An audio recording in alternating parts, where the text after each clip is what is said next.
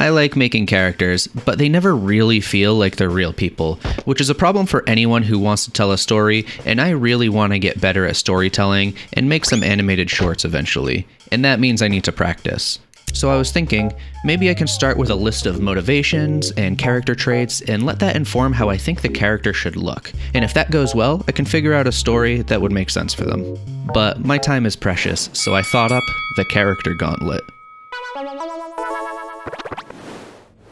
What I'll do is think up 8 characters and put them in this bracket to narrow them down until a winner emerges. I'm talking about all the way to the top, yeah. But like I said, my time is precious, so the first 8 characters are only getting character sketches and basic descriptions. And every new round will get more time dedicated to it, more time developing the story and the visual design. And the characters that lose get thrown in the graveyard. They aren't worth my time anymore. I'm not working on them. The cream rise to the top, oh yeah. To decide who moves on to the next round, I'll ask my viewers, my friends, and some other YouTubers who they like the most. And to choose the winner, I'll pitch the final 2 to a professional story consultant, and he'll tell me if my ideas are absolute garbage or not. So first, I have to gather some resources on writing and character design, and I'll put links to everything down below. There was this video by Standard Story Company about a character-first writing exercise that helped me a lot. And then there is Lucas from Local Script Man, who has a bunch of great videos about script writing, but specifically I'm looking at this recent one about a character sheet he made, and this other one about the Enneagram, which is a personality typing system that works well as a writing tool. I tried to boil down a lot of the Enneagram info into this table that is easy to reference, and it's mostly centered around different motivations, fears, desires, and how people with those motivations might act. So my process went something like this. I started thinking up random character traits like maybe this person is undead, innocent, has an upset stomach, and likes to give people gifts. Then I check the Enneagram table and figure out how these traits could maybe relate to a motivation. And there's this type who wants to be loved and afraid of being unwanted, so maybe that works, and it can help me expand the character. Maybe they bend over backwards for people to the point of neglecting their own needs. And I think of undead as being a zombie that doesn't have a lot of energy, so maybe they're tired all the time. Upset stomach and being worried that people don't like them, maybe that means they're anxious. So you can see how I basically start with some random ideas and then try to tie them all together somehow, and maybe I'll throw in something else just to see if it can lead anywhere. So I pretty much did this until I had 8 characters, just listing traits, mixing and matching them until they fit together, and I also made note of how they could look visually based on these traits. You know, like if they're confident, would they present themselves differently? Or maybe they have an accessory that relates to their story, like a key or a bracelet.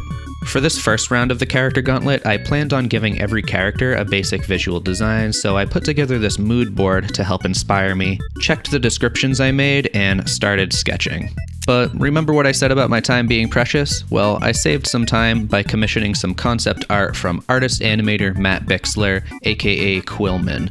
I literally just gave him my notes and let him run with it. And now that these characters are put together, it's time for round 1, and to help me narrow down these 8 characters to 4, I asked my viewers during a live stream. What's up, everybody? Alright, first we have Cam versus Katie. This is the concept art by Quillman. He's genetically engineered, so maybe that's why he's a bird. As a result, he's very fast and strong and naturally athletic, but I want him to also be lazy and entitled because he grew up with rich parents and has a luxurious life. For motivations, he needs to think he's important and fears having no personality, so maybe he compensates by wearing fancy clothes and accessories to impress people and gain status. Katie is a magic user who is just getting started with magic, and she has this big cursed bracelet that won't come off. Like, maybe she's paranoid because of how she got the bracelet, she doesn't trust people, she's very observant and always looking for clues that could lead to her getting her bracelet off. She could also study and read a lot, and maybe this is how she starts learning about magic. She needs to feel competent and fears being incapable of solving her own problems. This is Quillman's interpretation, where she looks tired and anxious and has these pants with lots of pockets for things she's always carrying around. My sketch is similar, but instead of big pants, I gave her a big coat, thinking that she would need something with big sleeves to fit over the bracelet. You just think the bird, a lot of people just like bird. So people voting for Cam are mostly just doing it for the looks. You even like him even though he has sweat stains and smells funny? Okay. If Katie was a bird, Would you all vote for Katie instead? Cam moves on. We got 46 votes for Cam. People want birds. All right, next we have Reese and Rama.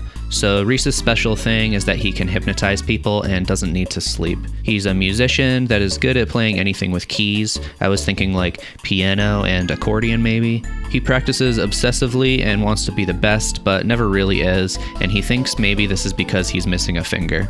I want him to be charismatic, really social, and likes to party. Maybe he pranks people to knock them down a peg and assert his dominance, and he'll gatekeep information to ensure that he is always better in some way. I also thought it could be funny to maybe make him immune to poison, like in a Rasputin type way where he'll get knocked out, but he never is really truly hurt. Rama can fly, but it's more like swimming in the air, slow and awkward like an astronaut floating in space. She likes plants, wears socks without shoes, she gets fixated on hobbies to the point of neglecting other aspects of her life, and she's addicted to reading internet forums. She's very secretive and fantasizes about preparing for disasters.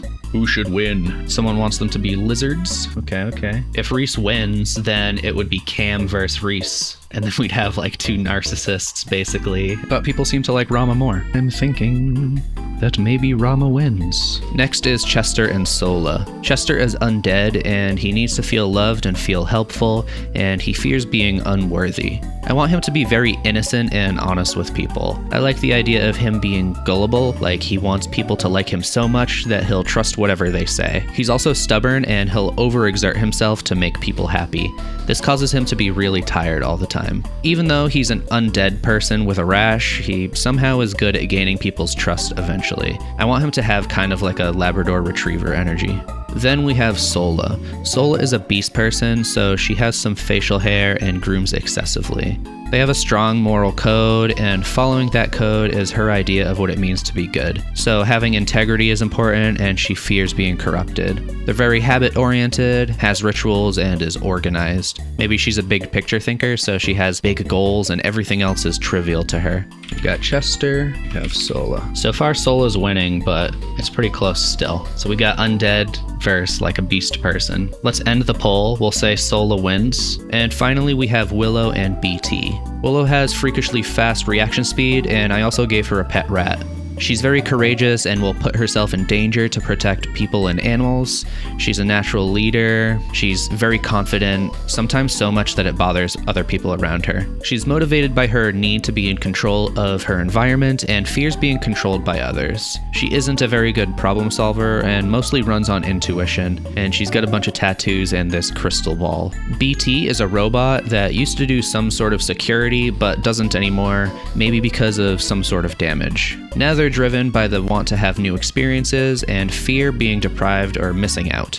They daydream about all the things they're gonna do, very optimistic, and they don't like being alone. Maybe they get impatient with people who don't want to go out and do things, but I want them to be a pacifist that doesn't really get confrontational. Quillman gave them these hands that are like multi-tools and this little vest, which I like. We're literally at 50-50 right now. Yeah, she could be a bird, but you know, a bird with a rat? What if the B in BT stands for bird? All right, let's end the poll. Willow wins. So these are the final four. These other ones, move them to the graveyard.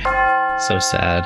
All right, so these are the final four, and now I have to start modeling them, expand their stories, and start round 2 of the character gauntlet.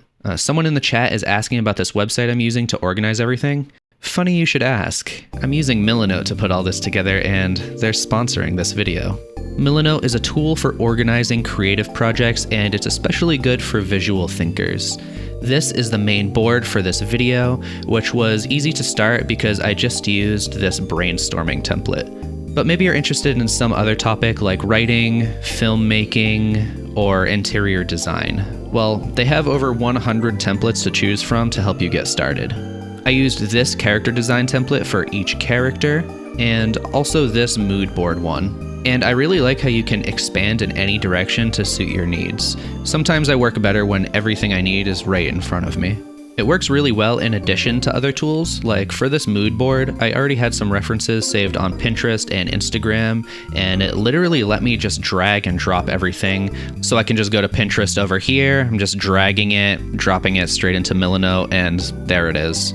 But if that ever doesn't work, they also have a web clipping tool that lets you save images and links from any website directly to Milanote. I use some other note-taking apps already, and it's really impressive how easy it is to bring stuff into Milanote. Like, I already have some storytelling notes on Notion, one of which is this table with info on different Enneagram types. So in Milanote over here, I can create a table, and I'll just go over here and copy the table, and then come over here and paste it.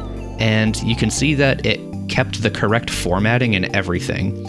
And this isn't something that works in a lot of apps, so I was really surprised by how well it works. If you want to share your work, you can invite people to comment and collaborate in real time. And the feedback of seeing what other people are looking at and what they're doing makes the experience much more enjoyable, in my opinion. Milanote is available for free with no time limit, so you've got nothing to lose by trying it. Start your next creative project using Milanote. Just use my link in the description, and if you like it, let me know in the comments. Thank you, Milanote, for sponsoring this video. So for round 2, I made a simple model for each character and tried to come up with a backstory using this character sheet, which was made by Lucas from the local Scriptman channel.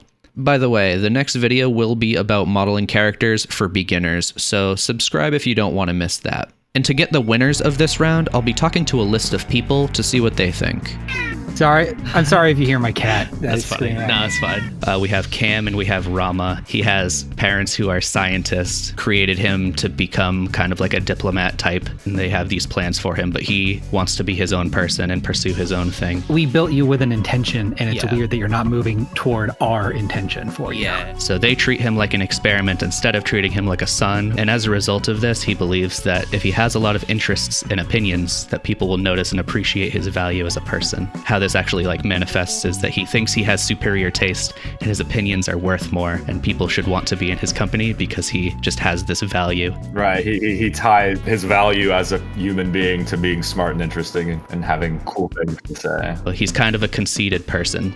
Status is very important to him, so that informs a lot of how he acts. He's the most perfect bird that's ever been genetically made. That's what he thinks. Then we have Rama. Maybe she had an overbearing family when she was little. They would do stuff for her and kind of not let her learn things on her own. And she didn't really see this as a bad thing until she went to school and she started getting made fun of by other kids, poking fun at maybe she doesn't know how to do something like tie her shoes. And they're like, you should know how to do that by now. And this like really embarrassed her. She's at school or something, and then all of a sudden like she starts floating, and then she's like, what the hell? And all the students are like, you floating freak. I like that. As a result of that, she believes that she'll be safe from criticism as long as she is secretive and she learns how to be independent and is always learning new things, and then people won't be able to make fun of her. It's competence as a coping mechanism. She thinks she just doesn't need the company of other people to be happy, and she's better off not meeting new people because they aren't worth the effort and they're just going to hurt her feelings eventually. Maybe her powers are related to her emotions and stuff.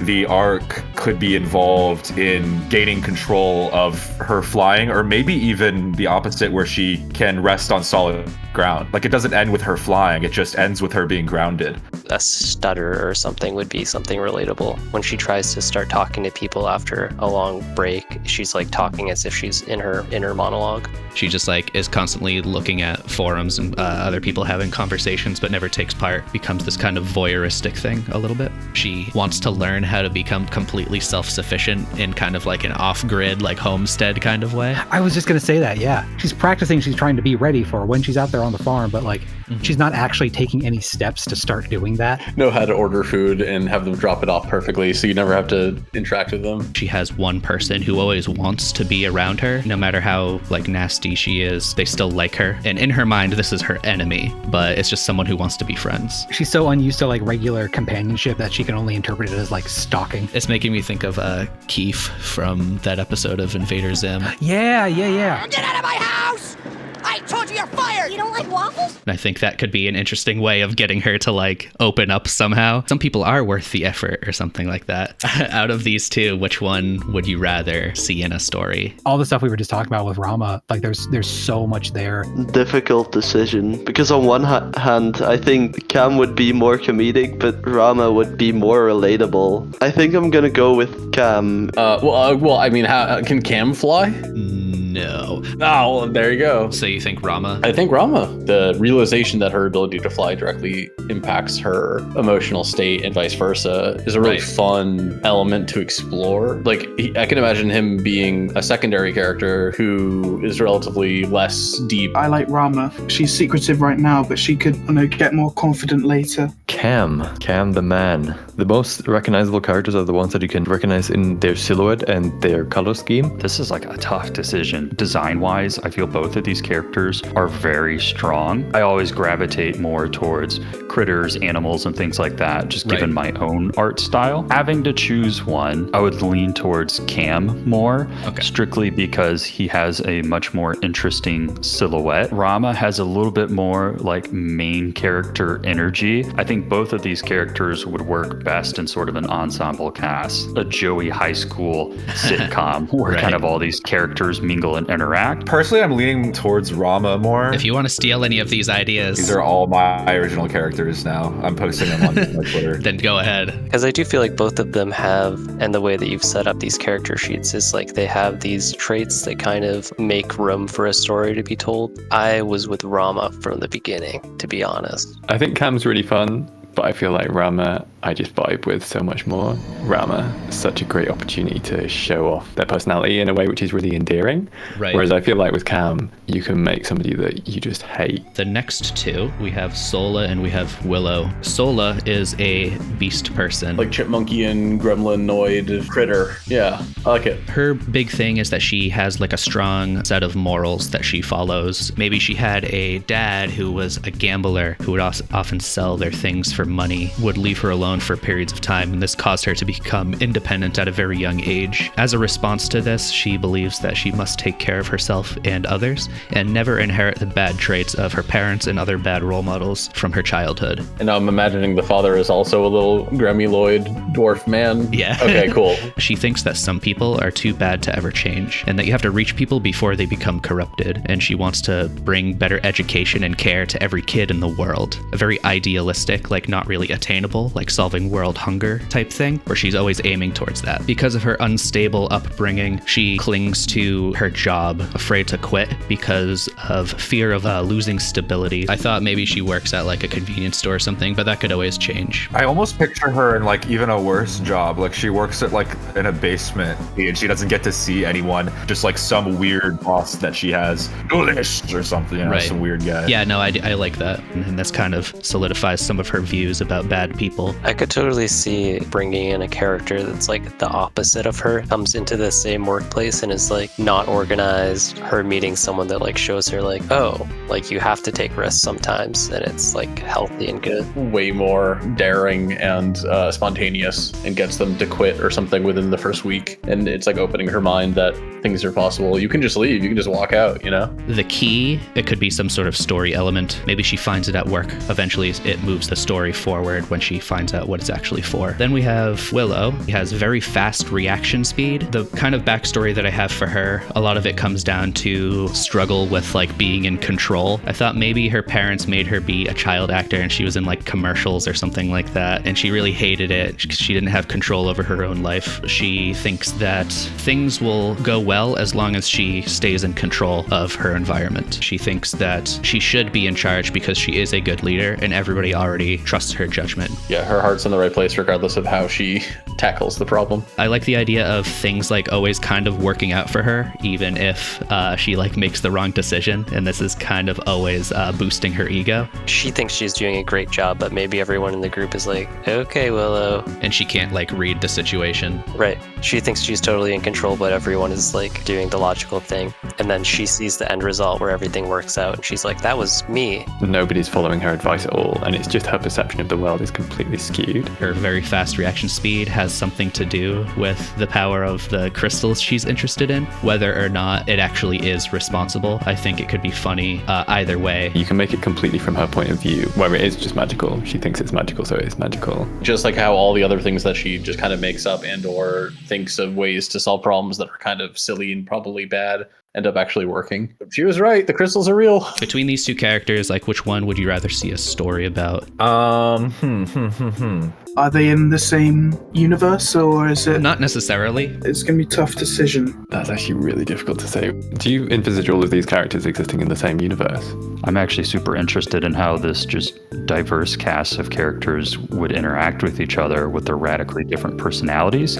But I know that's not the game we're playing here. So playing the game, I think I'm going to have to go with Sola. But again, I'd honestly like to see all 4 of these characters pitted on an adventure. Like, I really just want to see them all interact. I would probably do Sola. I think Sola you can do a lot with like body comedy, always having a shaving injury and being super small. Willow is just a more fun character out of the both of them. Willow. I like the crystal ball and the overall design of the character more. My vote is for Sola for sure. Yeah, like I like the key. I like the single tooth. I like the hair covering the eyes. I feel like it's clearer, like having like a really strong goal like that. I think for me, Sola wins. Sola, she has more potential. I think Sola, we have all these like really practical story hook stuff. Willow, I think I'm just enjoying more in the like original character sense. Which one wins? I feel like it's Sola. Dwarf Girl, easily. Come on. The world that you've built of the possibility that there's this like beast person who has motivations of making a better future is like really interesting and can go anywhere. It's really exciting. But I did have to like force myself to keep listening to Willow's story and when I was just staring at Sola in the corner of the screen. Now that Cam and Willow have been thrown into the graveyard, I get to expand Rama and Sola's story. So I took all the ideas that people gave me and filled out this sheet to give them simple arcs. Now it's time to decide the winner, and to do that, I'll pitch these characters to a professional story consultant who you might recognize because I've already mentioned him a few times, Lucas from the local Scriptman channel. Is that my thing down there? Yeah, it is. I use those a little. Okay, so Rama, this is what she looks like right now. I like the socks. Yeah, thanks. That's actually related to...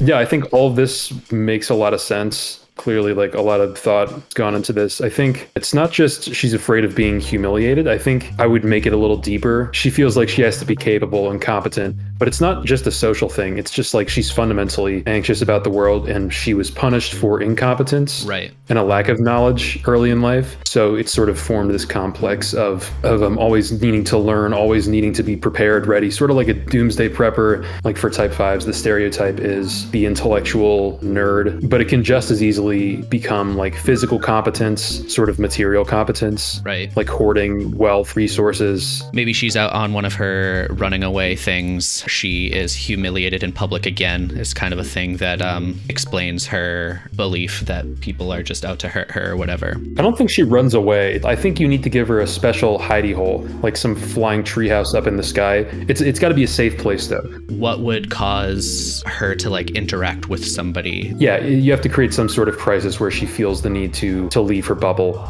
Like if she needs, like there's a certain computer part or something and oh shit, I gotta go to Best Buy now and get it, and I have to deal with all these random strangers who freak me out. Fundamentally, an arc for a person like this looks like learning to be okay with the uncertainty of the world. For Sola, she's a beast person. Yeah, it looks like Dora the Explorer, but like a gremlin. Her actions are in opposition to the role models that she had when she was a kid. Yeah, that makes sense. I think type 1 complex can come from two places. It can either come from you were raised in like a Puritan environment. There's a right way to act. You got to act this way. Yeah, or you're impure. Okay. You're going to go to hell. You know, that's one of them.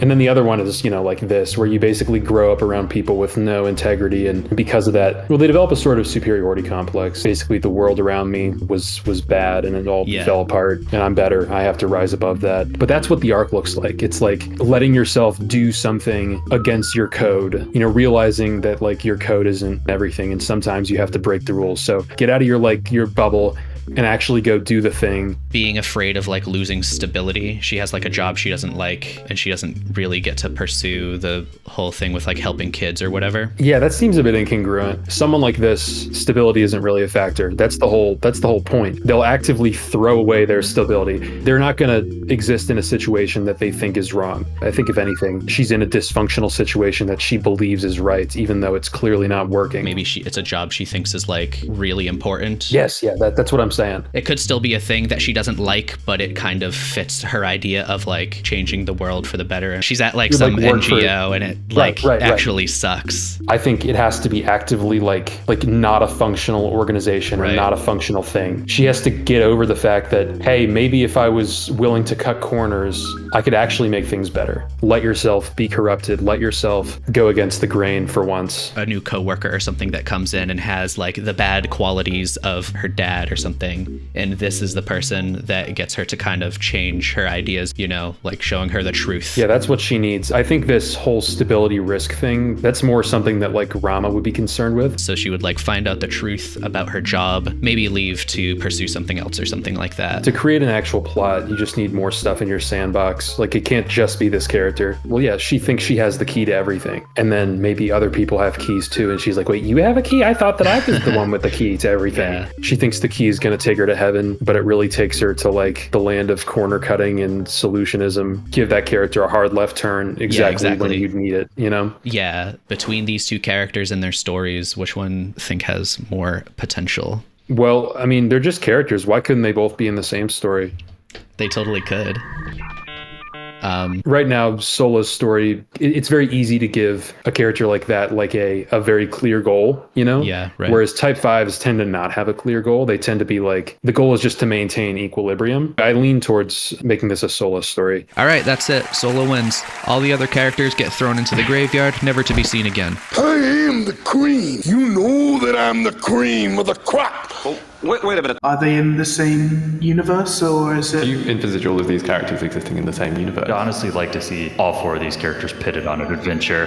Oh, wait a minute. Wait a minute. This was a fun way of making a bunch of characters, but when it comes to writing stories, I could make them interact instead of throwing away the losers. And it seems like other people are thinking this too. I lean towards making this a Sola story, but I think you need other characters. Oh, absolutely, yeah. Okay, so Rama's a very secluded, capable person, so maybe Sola needs to seek her out. It's like, oh yeah, she's the best tech person in the whole of the world. We need your help to get this thing, to get this key in this chest open. And then, you know, Rama's along for the journey now too. You have to put them into conflict by introducing a situation that the type of thing that Rama would fully disagree with would be like they're on like a little Lord of the Rings quest. Rama going off the path to go save somebody, and Sola will be like, we have to do that. And Rama's like, are you kidding me? Like, it's probably a trap. It's probably a, you know?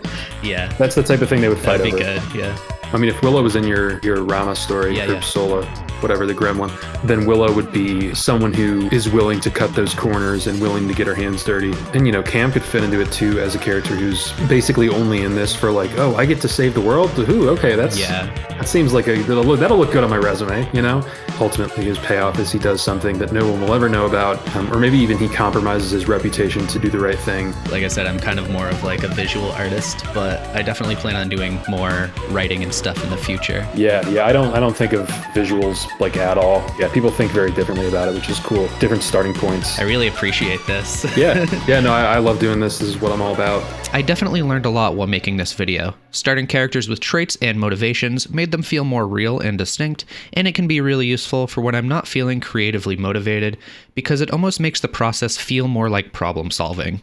As for storytelling practice, I think next time I'd like to start with some thematic elements or concepts instead of a character-first approach. And writing some dialogue could be fun too. Big news, big news. Southern Shoddy's short film Watermelon Girl is finally done, and you must watch it right now. The link is in the description. He's worked on it for 5 years, all on his own, and it is truly an inspirational feat that must be witnessed. Also, just take a look at it. Look how stylish it is. Quite a few guests were in this video, so make sure to check them out too. We have Local Scriptman, who has some great videos about writing. Quillman is an artist and animator and is accepting commissions right now. Dan is a printmaker who makes patches, postcards, and other printed goods. Kevin is a severely underrated animator on YouTube, and it's a crime if you don't check out his videos. Nagi is a Blender YouTuber who sets his goals incredibly high and somehow always hits the target. And Erendale makes videos about proceduralism in Blender and has a platform called Node Group that has some courses about geometry nodes. Check the description for links to everything. Thank you for watching, and have a good one.